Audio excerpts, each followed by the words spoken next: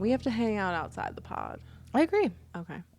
We're back. And deader than ever. I'm Kelly. I'm Tamara. And this is Ghoul Beans. Oh, that was beautiful. Thank you. Do you like my shirt?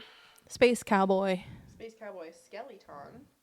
I just rewatched that TikTok I made of it. Like, if I like it, I'll just buy another color. And it's all your skeletons. They have a real problem. If I like it, I'll just get another color. I was going to pretend like we don't get really distracted and have 8-hour recording sessions and be like, do you want to go to Michael's and shop for Halloween decorations? So that's why we have to hang out outside of the podcast. Yeah. That's the thing. We like weave in hangout time in recording. And that's why chunks of the recording get removed, because we just start talking about life. Like, anyway. Kelly and I met in 2015. That's 2014. Crazy. We didn't celebrate our 10-year anniversary. Babies. But I did say happy anniversary. Happy anniversary. 10 years. We got to do something for like 15. How about we do something this year? For 12. Any ghostly activity? Not since last episode. Actually, we keep hearing like noises outside the curtain. Yeah. Ignore the noises behind the curtain. We didn't ask them if they have any ghost stories, but I was thinking about that, but both of them were weird. Absolutely no shade or disrespect to Stomping grounds. A little standoffish. The vibes were bad. A little stand your ground-ish, honestly. They stomped on my social battery. They were not interested in having a little convo. They didn't. No, the barista behind the cashier was like, yeah. So it's like this. Yeah. Oh, okay. Try to be really real with people, and most of the time it works, and sometimes it does not. I experience that too. And like sometimes I think I'm being a bitch. And I'm like, I'm just trying to level with you. I'll be like, what do you like about this thing? Yeah. And they're like, girl, I don't give a fuck. They're like, I'm going to kill myself. Right. That's not necessarily how the people at Stomping Grounds were. They were just like, it was almost closing. Yeah, that's what, and it was. Yeah. That's what it felt like, because that's what was happening. But we're going to go to the Renaissance Fair. Oh, yeah, we are going to go to the Renaissance Fair. I'm excited. If Timu fails me, I'm going as a sheet ghost in medieval garb. True. True, in medieval garb, yes. I'm going as a sheet ghost with the pointy princess hat. Corset. See, you're a sheet ghost wench. Yeah. That's so funny. No, for Ren Fair, I want to be, we're going to be knights. Me and Mariel are going to be knights. That's mostly plot. Just for me, honestly. Yeah. But then for medieval times, princess pointy hats. And I was going to be a knight, but not a sexy one, a funny one. But I want a pointy hat. Not a sexy one. Do you know? What's a funny night? What is a funny night? A night between me and you. One night stand. What is a funny night? I have no idea. Oh, like I was just gonna wear that plastic one that I found. Oh, you're gonna be like Shrek. Well, like chainmail only. Just like the one piece of chainmail. Like Shrek. No, I want to be. Oh, that'd be funny I though. want to be a pointy hat too. Yeah. The first time I ever went to medieval times, I wore a pointy hat and a Snow White evil queen poncho. Ooh. Mm-hmm.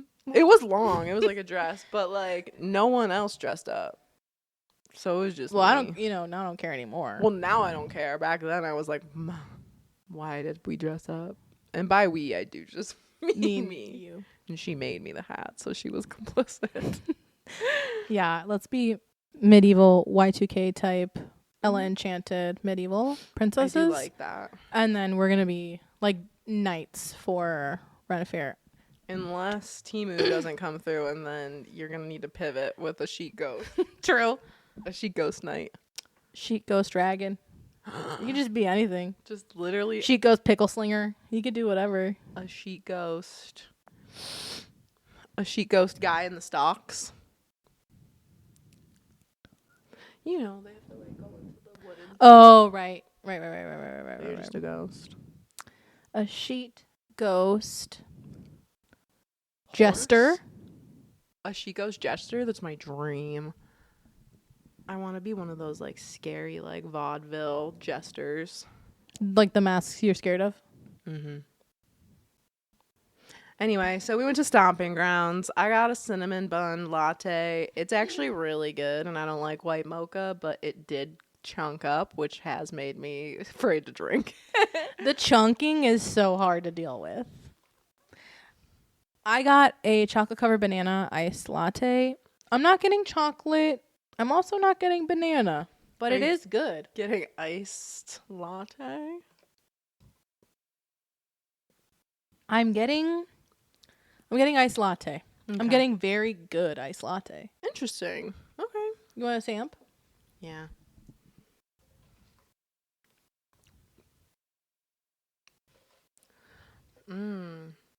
I see what you're saying. It's like thoughts of chocolate banana.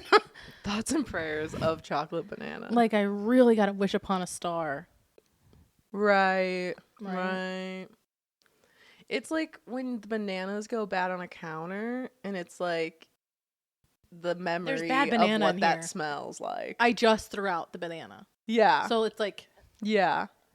but not in a bad way. Once No. again, very good latte. Yeah. And this is good too. I feel like Stomping Grounds would be good. I just left it for too long and It has congealed, as they say. congealed. Okay, And they say. where are we going? Where did Somewhere we we've go? never been before. We're in Ohio. I loved that. I felt it. I was there with it. Wow. Throwback. We'd never done Ohio, and I really didn't believe you when you said that. I was like, this bitch is crazy. Deep apologies to Ohio. We've done every state twice at this Yeah. point and never gone to Ohio. We simply, and again, a million options from Ohio. Could have done So haunted. eight different locations, each one being just as scary. There are other podcasts.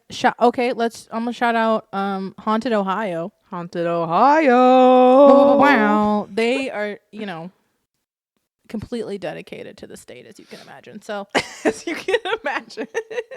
it's not for a lack of ghost stories that we haven't done it. We just keep forgetting. we have a tracker and we don't use it. Never look at it. No. I'm going to go first, I decided. Where'd you go? I went to the Franklin Castle. A little castle. This is in Cleveland, Ohio. Classic. It still stands, and you can go there today. It's a long story filled with twists and turns, mystery and death, and ghosts. Is that how they speak in Ohio? Yeah. It's a regional specific accent. This is how the Ohioans talk. Ohio. Oh, whoa. Have you seen, of course you've seen A League of Their Own. Yeah. It's giving Marla Hooch. It had to be you. I'm singing a Nelson. I feel like I felt like Marla Hooch my whole life. Marla Hooch. What a hitter. From outfield. Oh my God. Luce and I have talked about me being Marla Hooch and then being the guy who's like scouting for Halloween. You should do that. Such a good one.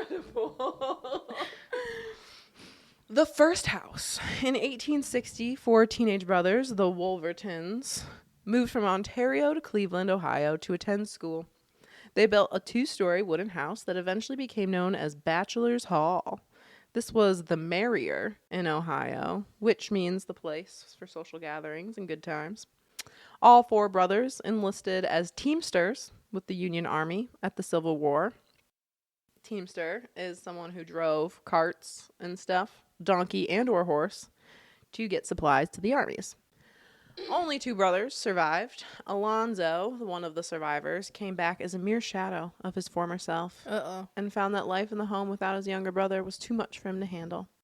So in 1865, he sold it to Hannes and Louise Tiedemann. We're gonna do that. He purchased Bachelor's Hall from the Wolvertons.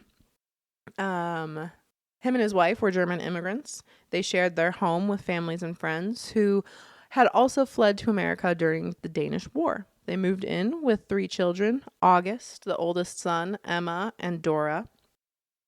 Summer of 1881, they moved into their summer home and began working on plans to turn the old wooden house into the castle it is today. So I got my information from a few different places. Okay. The first one is the actual site of the Franklin house. Oh. And it is very much Hannes was a good guy. His family was great. Tragedy struck them. And then some other sites gave some insight that there were several rumors around town about the Tiedemanns and Hannes in general, that he was not so great. So He's a creep. yeah, well, he's a bad dude. And it wasn't quite the tragedy, the unluck that people thought. So Bad energy. yeah. So I'm going to then, I'll say a little bit about the house. They tore it down. They designed the castle with golden ratio and ancient traditions. Other buildings that include this golden ratio: the Taj Mahal, the Parthenon, UN Secretariat building in New York, Interesting. the castle of Chichen Itza, and Notre Dame. Wow. Yeah. Very cool places. The drama. Hannes was an investment banker and a grocer. And though a historian who did a lot of work afterwards and said he was a great guy, people loved him, rumors say he was a very harsh and brash man, and he was extremely rude to his family. And, like, extremely rude. The house that they built, the castle, was filled with hidden passageways and secret rooms for no apparent reason. And in January of 1881, Emma, their middle child, dies, historians say, of diabetes, based off of counts and registered. Like, the doctor said it was diabetes and she died. Makes sense. Didn't have insulin readily, or even, I don't even know if that was known back like then. the doctor besties with this guy or something. Probably. They're a very rich family. Right. And then mere weeks after her death, his mother died of an unknown cause. Mr. Tiedemann is killing these women off. Theories about the hidden passageways and secret rooms are made that he had it done to sneak around with other women and commit his crimes. Another rumor is that she wanted it so she could move about without having to run into her terrible bastard husband. That's what they said. Or he let her create them to keep the mind off the loss of her child. Either way, very weird to make a castle with a bunch of secret hallways and hidden rooms. Between 1886 and 1888, the Tiedemanns had to bury 3 more children. They are said to have not made it out of their infant years, causes unknown. Rumors around town, the deaths were not natural, but that he was a cruel man and killed the people himself. He was not faithful and tried to cheat on his wife, but the women in town were not interested, and it made him very mad. So he was like an uggo? Yeah. He was accused of killing his niece. They said that he was believed to have killed her out of like a mercy killing because she was Tortured. quote unquote insane. Oh. Yeah. So In the way. the rumors are that she was either his niece or his illegitimate child, and she was locked away all the time because she was insane, and he killed her, hung her from the rafters of a secret tunnel. He killed a young servant girl on the day of her wedding because he was jealous, and strangled this guy fucking sucks. one of his mistresses. Now, these are all rumors. These are all hearsay, but here's what I'll say. In 1895, Louise Tiedemann, the wife, died. Officials report it was due to liver disease, but many people reported that they believe he had something to do with it.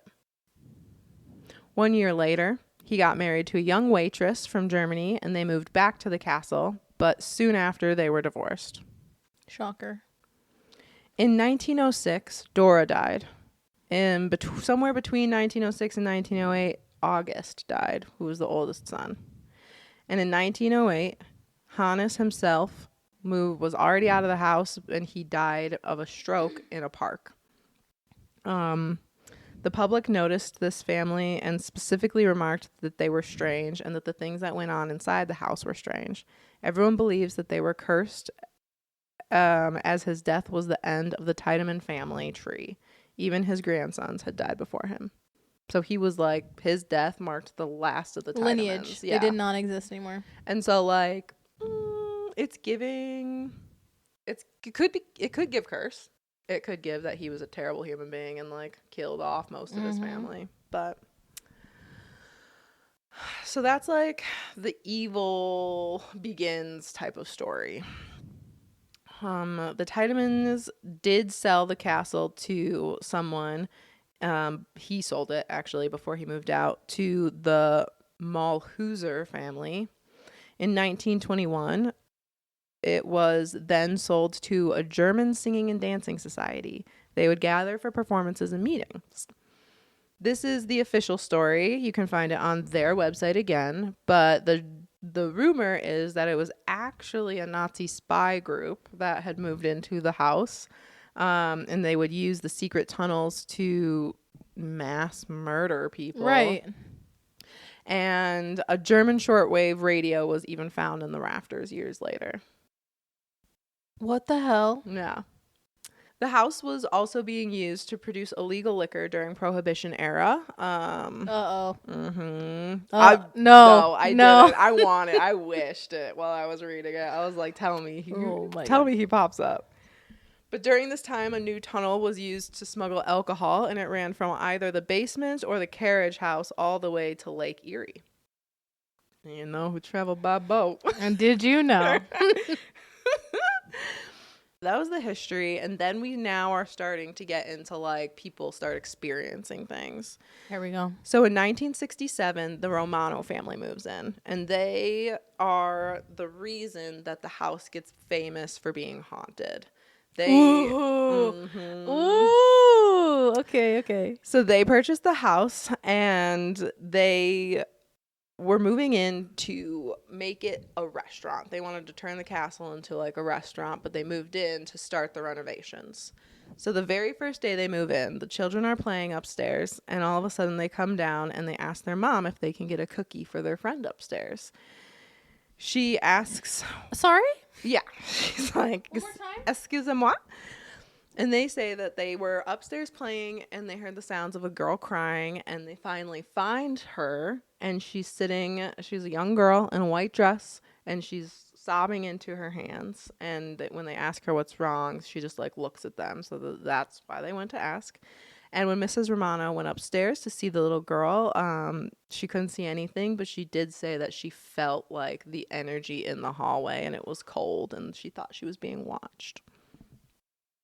This happens several times. This meaning them interacting with that little ghost girl. Right. Right. No, right. The activity picks up rapidly after this. And again, that was them moving in. The family would hear footsteps on the staircase, and these footsteps were slow, deliberate footsteps walking up and down the staircase. Mrs. Romano said that she felt the presence of Mrs. Tiedemann all throughout the house. She would hear voices and glasses clinking, and the family would often see a figure of a woman in black staring out from the turret on the 3rd floor. Okay, final battle. Woman in black, woman in white, woman in red. Woman in red is just, like, there for the drama, I feel. Yeah. Lady in red. She's there to be like, and there's a woman in red who's, like, weeping, or like she's looking for her baby, you know, something like that. Woman in white, ghostly, spooky town vibes. She might be like, she might touch you. She might appear in the mirror. She's definitely around the hallway. Woman in black, she obviously wins. Yeah. She's, like, heavy. She wishes harm upon you. She's not a ghost. No. Woman in black is a tool of the devil. Like, woman in black is like,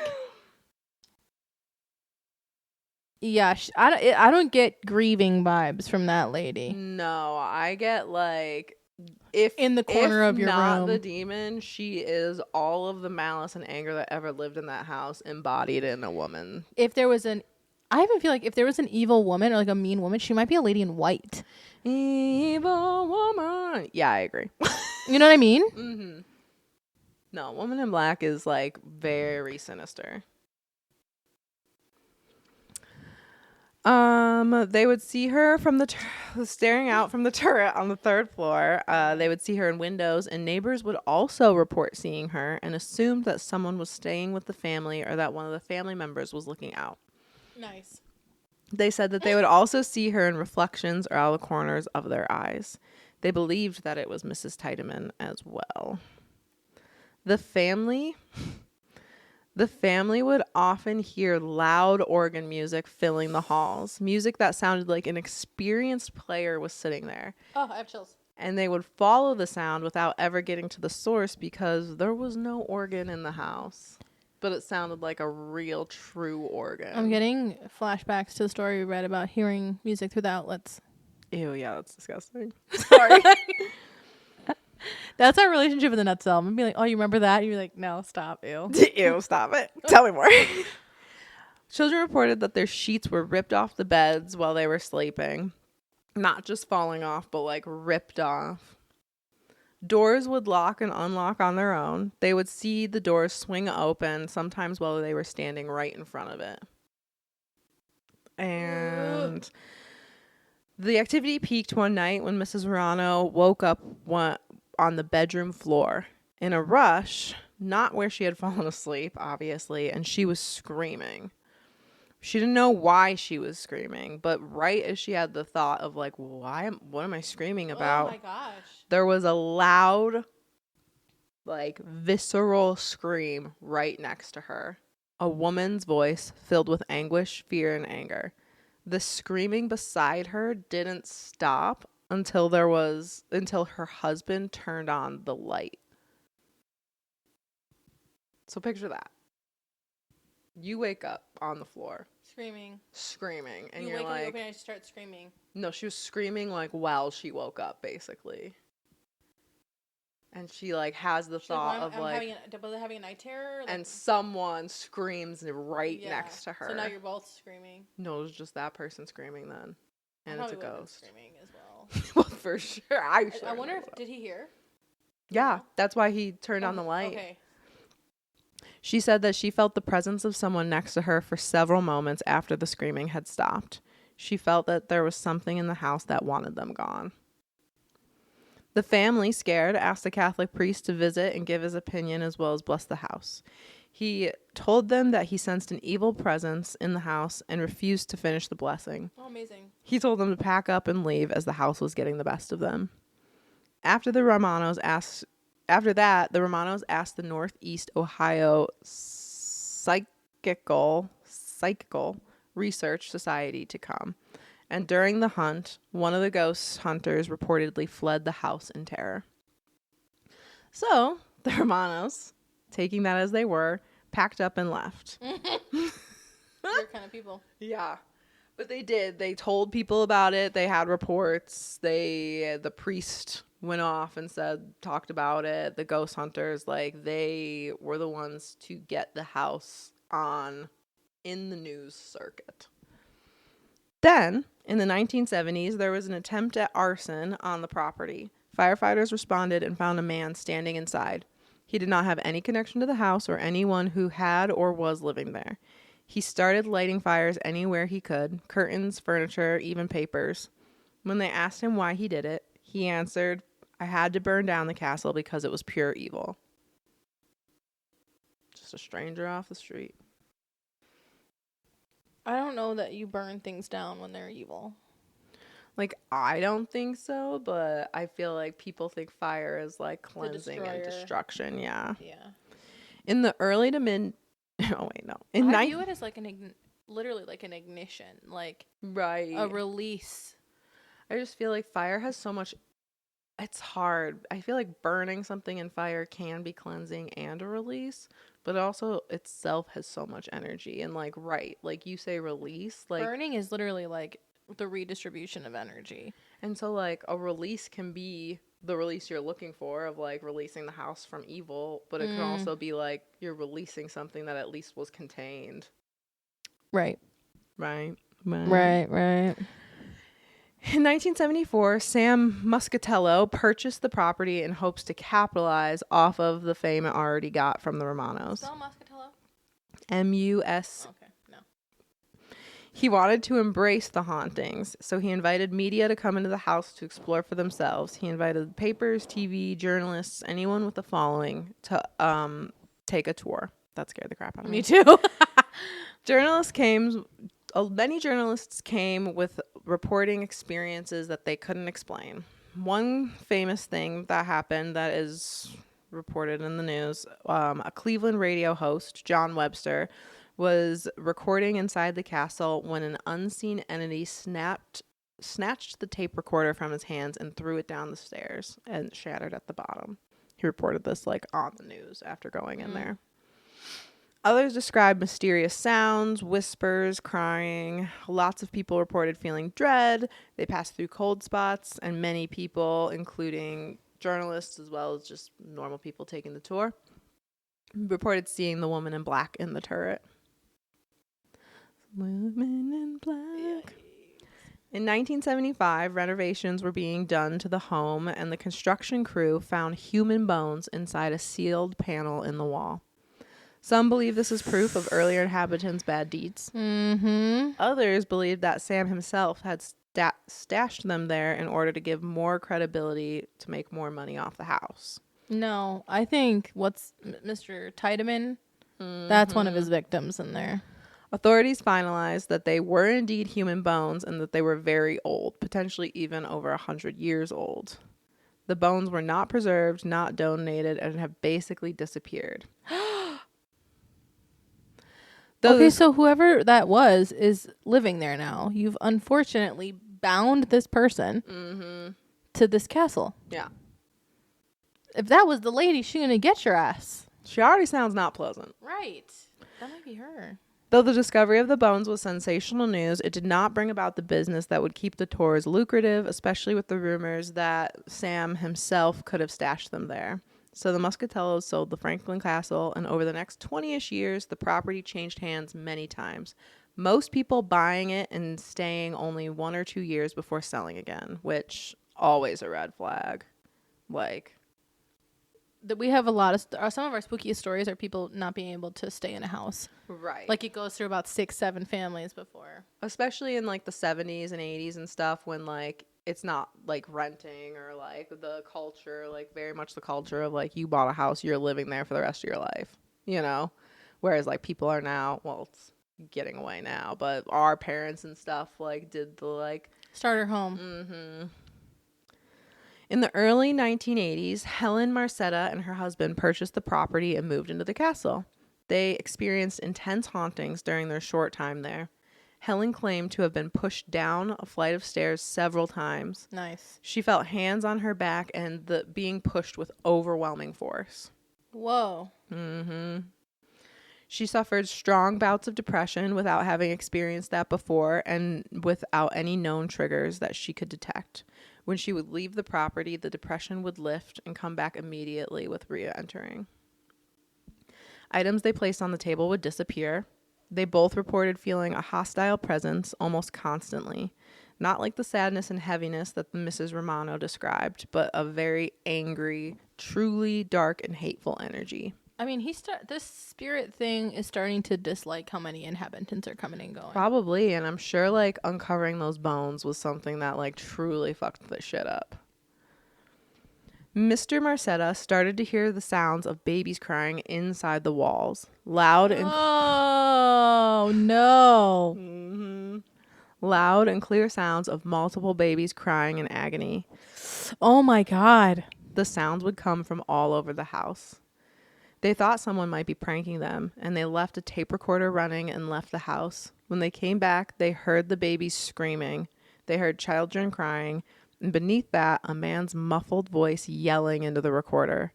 They couldn't hear distinct words, but it was undeniable anger. goosebumps.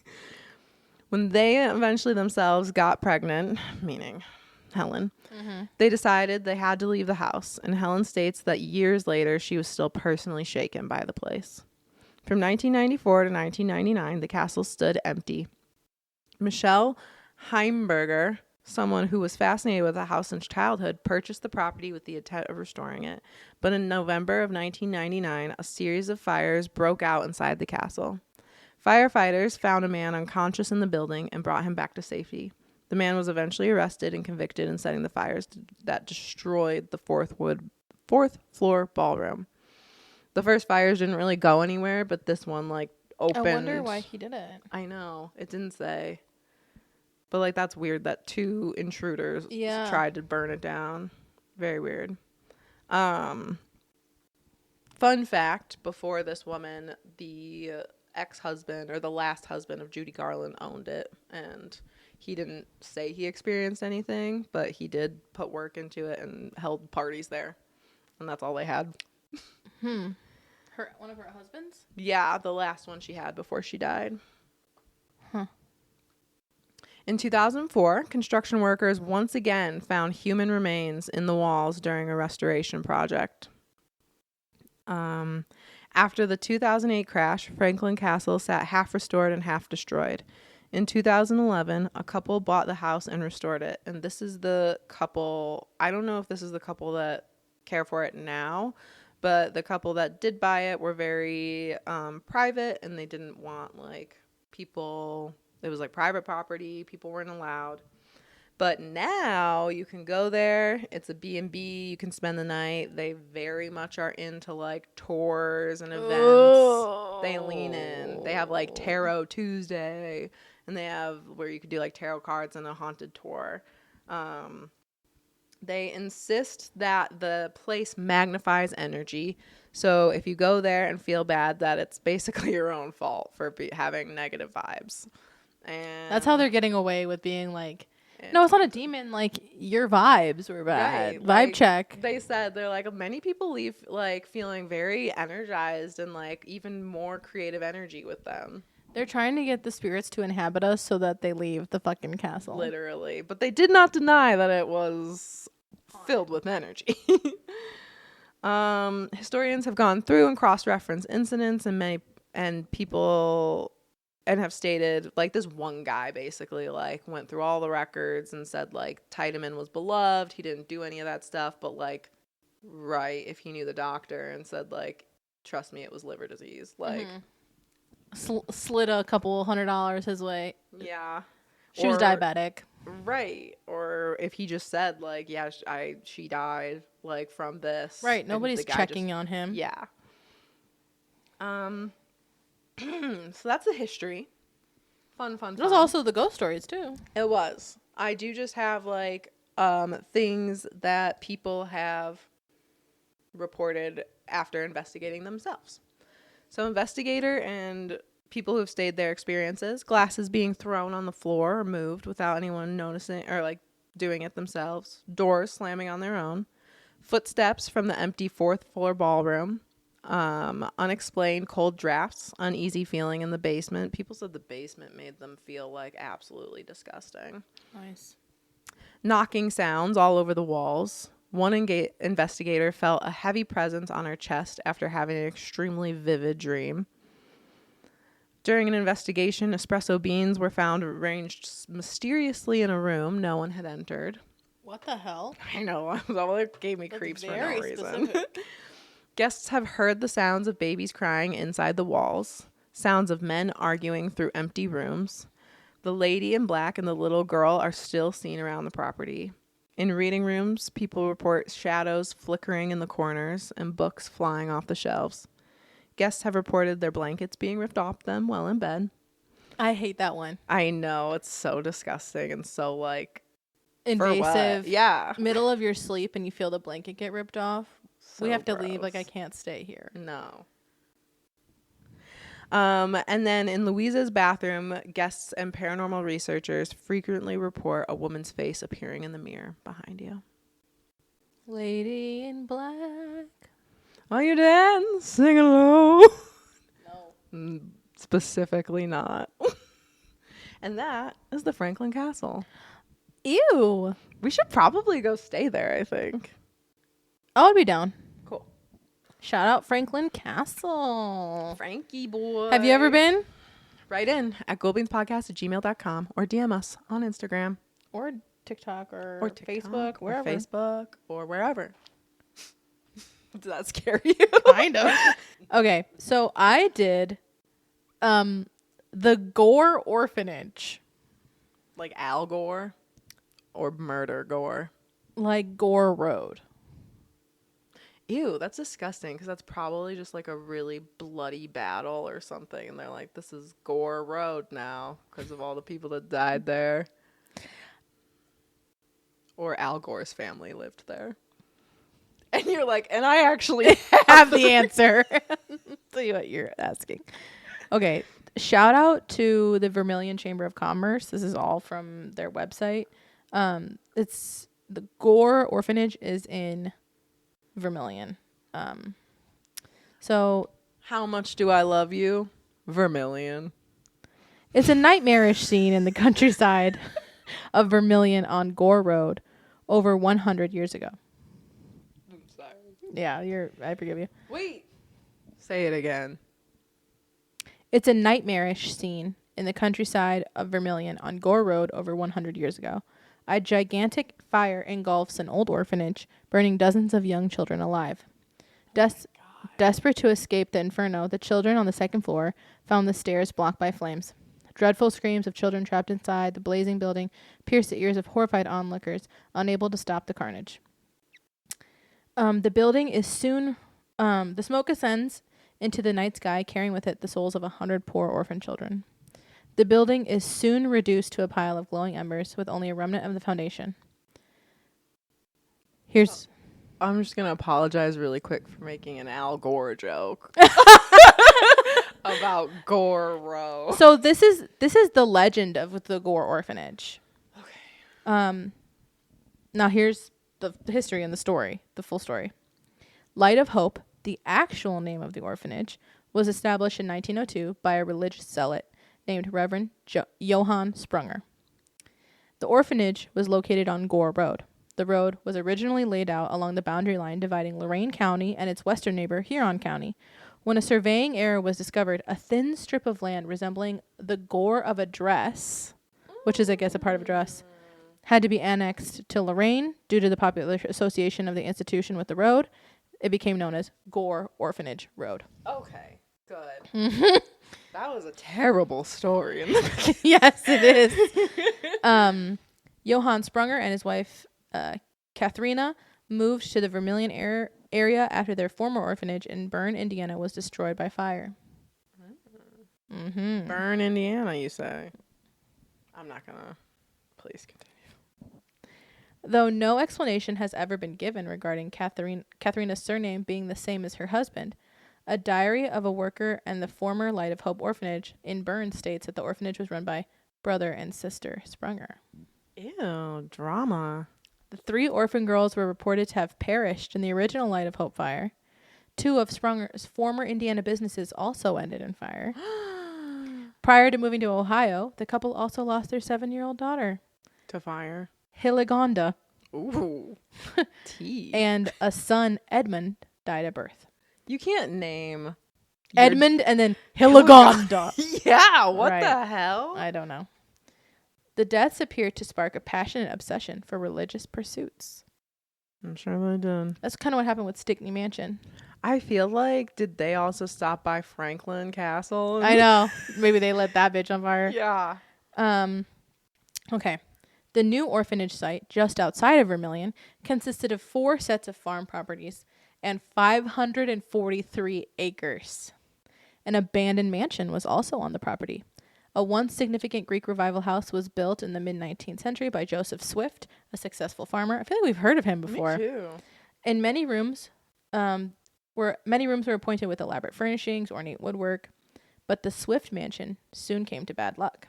In 1831, Swift's 5-year-old daughter, Tryphenia, died. In 1841, Swift's 24-year-old son, Hemin, also died. Soon after Swift's fortunes dried up, Due to poor investments in the railroad, he sold the home to Nicholas Wilbur, a renowned spiritualist. Mysterious rituals and seances were said to be held regularly in the secluded mansion, conjuring up the spirits of deceased children. The ghosts of children were said to appear frequently at the seances held in the special room of the house. Wilbur's children were rumored to be psychic and could communicate with the ghosts of the dead children.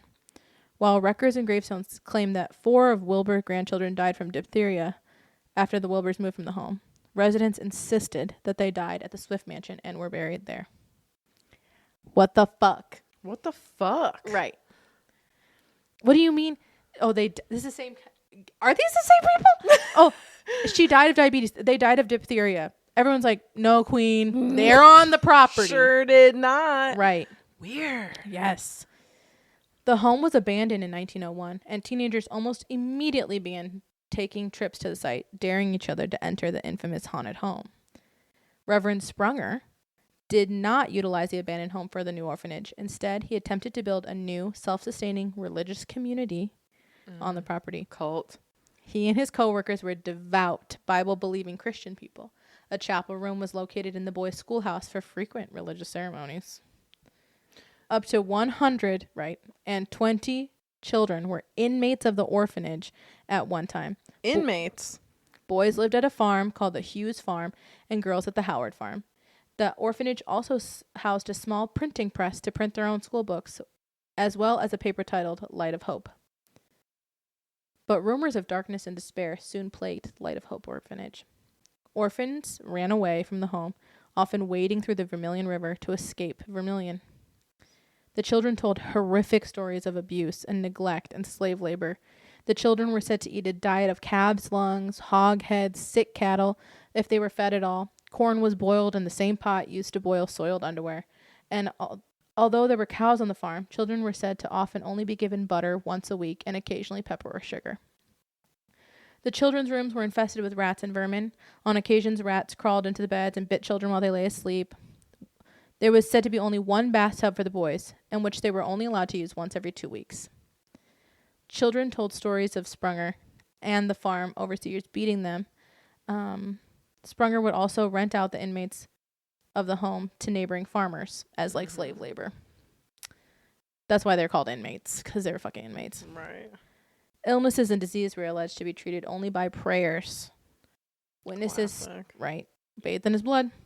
Witnesses stated that the children received lack of regular schooling.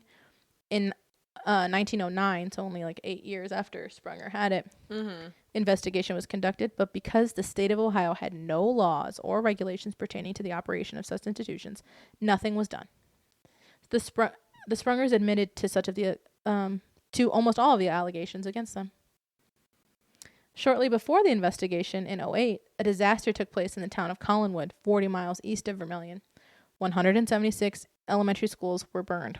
So that's how, There's something on this, literally it's called a gore. It's because it's like a triangle shape. It's like an Ohio triangle.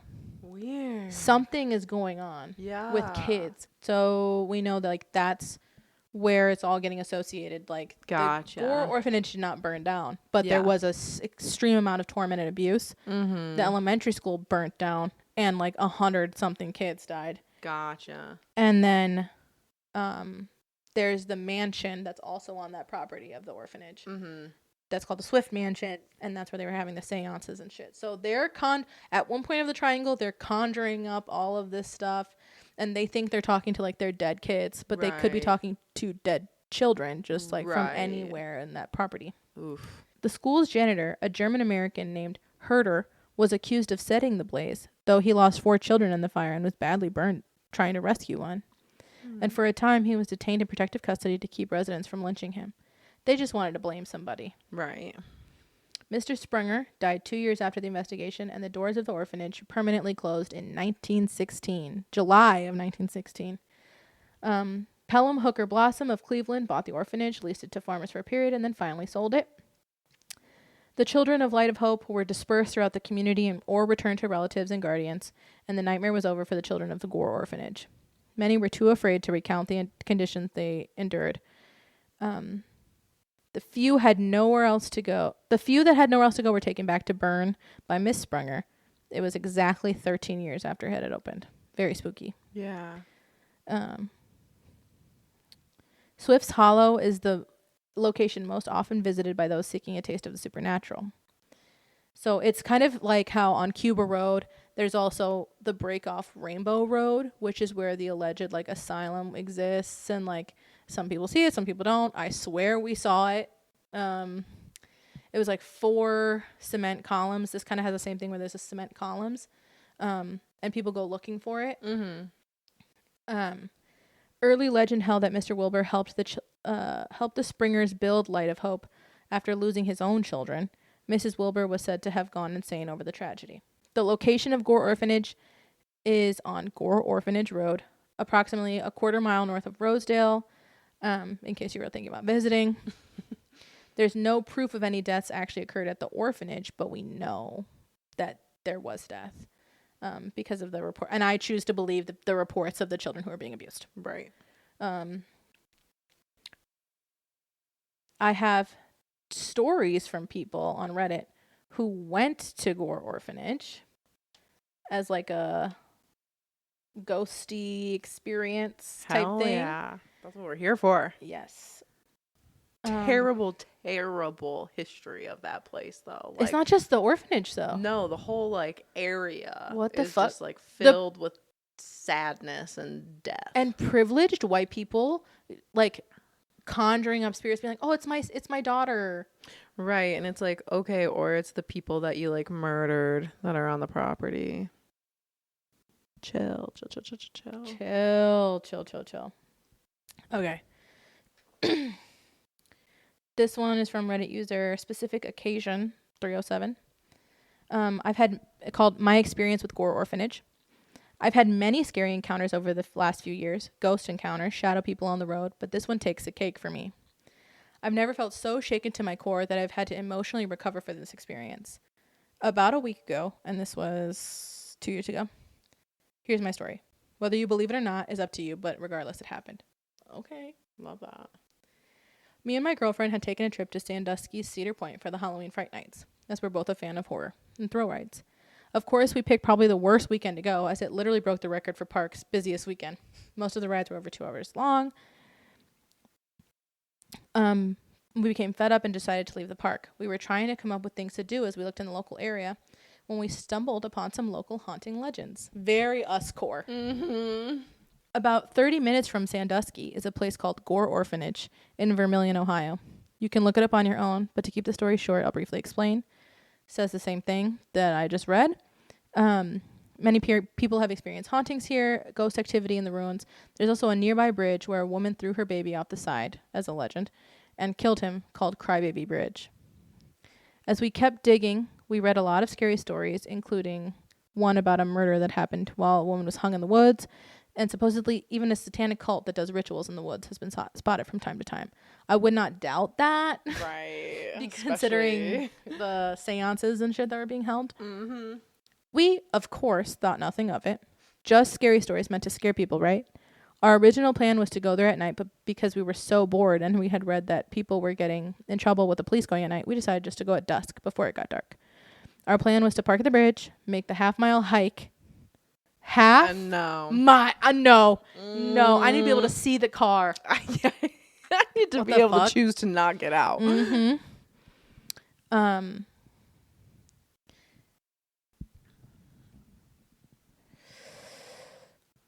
Make the half-mile hike where the orphanage ruins are and see if we experience anything, and then go back to our hotel with some spooky stories to tell our friends. That is us. Mm-hmm. But you guys are our friends. So right before the bridge is a little side dirt spot to park. We park, get out the car, and walk it. We walk over the bridge, don't experience anything on the bridge, so we keep going to the park. On the left side is an embankment covered in trees, and on the right is a cornfield. Typical country road. However, the closer we got to the park, the more we started to smell fire. At one point, we got a few 100 feet from the park. The temperature changed from brisk 50s to very warm, despite there being more shade. We both looked at each other and commented about how it got warm all of a sudden and kept moving. We enter the park and immediately see some markers from where the old orphanage used to be. So we stopped to take pictures. We were both extremely quiet to see if we could hear or see anything out of the ordinary. The first thing we notice is there's a constant, regular knocking on the trees. We began to feel uneasy at this point as we ventured towards the park. We started to venture the park. We didn't want to get lost, so we stuck to the path that's like pre-made, or like enough people have walked it so that it's like, what is it? What would you call that? Like, the path frequently taken. Oh, sorry. Path most traveled. Literally. We would point out the building rubble as we walked. At one point, my partner and I heard a child screaming, which stopped both of us in our tracks. As we kept walking in, I smelled perfume, like somebody had sprayed it right in front of me, but not my girlfriend's perfume. And at one point, I heard something crunching leaves behind us, so we both stopped, and I just snapped a picture. Caught nothing, but it was enough for us to decide to leave. Mm-hmm. We both felt queasy, and it was starting to get dark, so we head back. You'd think that'd be the scariest part of the story, but it's not. As we were leaving, 2 cars pulled up to the entrance of the park, which freaked us out a little bit. So we started to walk back to the car, partially because we were on edge, and partially because we were socially awkward and didn't want a stranger encounter. As we were walking back to the car, an older blue and white pickup truck comes careening around the corner, burning rubber, probably going about 55 and a 30. The guy pulls up to me, rolls down his window, and says something along the lines of, "I almost just made a mistake," and laughed, and then peeled off. Tires spinning as he took off. I had assumed he was just a redneck who wanted approval for the cool drift he just did, or was drunk, so I thought nothing of it. My girlfriend, however, who is great as a reading character, starts power walking back to the car. About 2 minutes later, the truck pulls back up, coming the other way, slamming on his brakes next to us, just staring. As we kept walking, he kept inching the truck closer to us. We both look over, and he, with one creepy finger, motions for my girlfriend to come here. I managed to get a better look at him, and his face could only be described as unsettling. He had a very greasy, receding, thin hair that was caked on his forehead, and a creepy grin that I can still mentally picture. This, of course, sets me off, as now I'm too bothered by this guy. So I sort of get in between the truck and her and wave him off. He gets mad, does a burnout with his tires, and takes off over the bridge. After that, we booked it back to the car, locked the doors, and I pulled the car around. We left. We did not speak for 10 minutes, just in shock. You know that I'm scared of something when I'm driving, and I keep checking the rearview mirrors. I was terrified the guy was going to follow us back to our hotel room. So the entire 45-minute drive, I spent checking the rearview every chance I got. I don't know what that guy's intentions were, whether he wanted to talk to us or whether he had planned on kidnapping us. I'm not so sure. But we are very lucky he didn't have a gun, or at least he didn't use it. We're also lucky that there were people nearby, and it was still semi-daylight. Yuck. Yeah. Yuck. That's basically the whole story. Damn. I have another one? Yes. Gimme. Ooh, that is so fucking scary. Yeah. It's like, I don't even know. I almost just made a mistake. Like, what the fuck? We would have ran back to the car and peeled out. Yeah. And I'm not a runner. What? I said, and I am not a runner. No, we would have run. Because especially if he's coming back. Yeah, to come back the other way, by the way. It's like, what the fuck? My husband and I always got into the supernatural, things beyond this world. We traveled many places. This is like pre-context. Yeah. We traveled to many places doing this throughout the years. We went to a place not far from our own home, 2 hours and 20 minutes, Gore Orphanage in Ohio. We did our research, a lot of mixed stories. And they talk about the bridge, and they talk about all the other sites that are in that like triangle, the Ohio Triangle. Yeah. The Vermilion Triangle. When we get there around 5 p.m. Oh, this is from Reddit user Heartbreak Love. I don't know if I said that. We get there around 5 p.m. We get out, stretch, and make our way into the field. It was a normal field. We walk the path that leads to Crybaby Bridge. What if it only works when you're in your car? I asked my boyfriend. We weren't married yet. I'm not sure. I don't think ghosts care what we're in. I laughed. We could see the bridge by now, a small wooden bridge painted green and sun damaged with graffiti all over it. Nothing special. We walked down the bridge. Wooden planks creaked below us. Is this thing going to hold? I asked. My boyfriend calmly said, if it holds cars, we're fine. I looked down and it was pretty far up. Okay, let's listen, I said. So we did. You could hear the birds, water. Everything was actually pretty peaceful. And then it was like someone hit the mute button. That's the third story. Yeah. I thought it was just me until my husband snapped his finger while looking at me strangely. Why did it go so quiet? I was completely still. I froze above my husband's head. The view above it. Oh, I froze. Above my husband's head, the view above it was a hill off in the distance. A small boy was standing there by the edge. I could tell he was looking at us, and he was holding what seemed to be a lantern. I basically screamed at my husband to look. He turned and saw him as well. It's got to be someone who lives up here, he said. I could tell he didn't even believe what he was saying, almost trying to convince me. He never left that spot, traveling up to the orphanage. So that boy stayed there the whole time. We make our way to the orphanage. The lantern was a small orange dot, but I could still see it from the orphanage's location. Gross. The fact that you kept going, I'd be like, no, we gotta go. I'd be like, so you see that small child, right? You see the ghost over there? We should probably go. Right.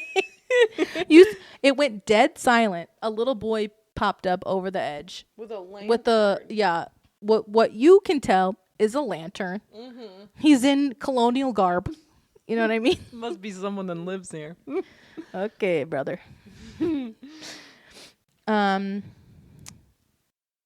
We sat and listened again for anything. We are basically surrounded by woods, but the front of where the orphanage was is only about 1.5 miles to the road. Not very long.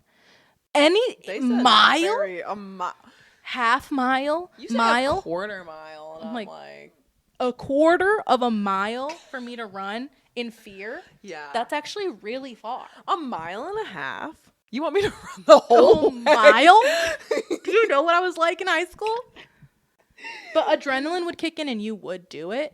But I just don't know how far my adrenaline is going to. That's what you think, girl. You've never been in a situation like that. And I hope I never am. And I hope that if I am in one, that my adrenaline does last. Because you can't just be like, wait, as people are running for their lives. Like, no, wait, don't leave me. I just need to catch my breath. It's like we literally ran. The orphanage is still right there. Like, we ran. The driveway. It's a long, winding driveway. They sat for almost 20 minutes when I almost asked if he wanted to go back to the bridge before leaving. When we heard a small cry, almost couldn't hear it. We both just looked at each other. My husband was getting excited. I could see it. Then another real fast whimper, I guess you could call it. He went to open his mouth to say something to me when a scream came from everywhere. It was like the scream was all around us. I grabbed my husband's hand and he squeezed. The scream stopped and you could hear whispering. I whispered, I want to go. I knew he wanted to stay, but I was afraid. We went to stand and we heard a child's voice clearly say, please, it burns. Shut up. I ran. Yes, I left my husband behind. I just had to get out of there. I ran across the bridge, hearing the boards creak, and the water was a relief to almost to the car, of the bridge. Oh, like hearing noise finally. I looked up for a split second to see if the lantern had I seen earlier was glowing, and it was not. I caught my breath by the field. I could see my husband jogging down the path, his bright orange jacket letting me know it's him. I turn towards the field and start making my way down the path when I see tiny eyes. Like she sees glowing everywhere. They seemingly stared at me emotionless like it was a trance. I screamed, I'm not talking 5 to 10 pairs of eyes, multitudes of like the glowing little, imagine, bitch. Like all the children just staring at her. Leaving. Possibly. It's like you're in the dark and it's only like, when you see like Sammy's eyes at night. Oh no. No, thank you. So she can kind of see them at this point. It's like what she describes is that, remember, she crossed the bridge, it's over the road, and there's like a field. Mm-hmm. And she starts immediately calling it the children. Like, she's convinced it's the children. And she can kind of see their face. And what? Yeah, she's like, she says, a multitude of children, all looking in the same direction. And then she says, in unison, she says she thinks she sees their mouth open. Like, yeah. I told my husband everything when he came to the ground near me. And he said, let's go, babe. Let's get out of here. My husband swore he had brought flashlights, but we have none. I pray we can find our car. We see a glowing light in the distance. I grab my husband's jacket. I don't want to see the boy again. Please, God, don't let him be up here. We haven't been on a ghost hunt since then. And I'm not sure what happened at Gore Orphanage, but whatever happened, their children are definitely still up there. This person says, I think maybe that child with the lantern is a guardian. Like, maybe letting the other kids know that there's people coming. I mean, that's terrible. If silhouette of thinking that you see, like, what? What do you mean? What do you mean? What do you mean? My worst scenario is everything she just described.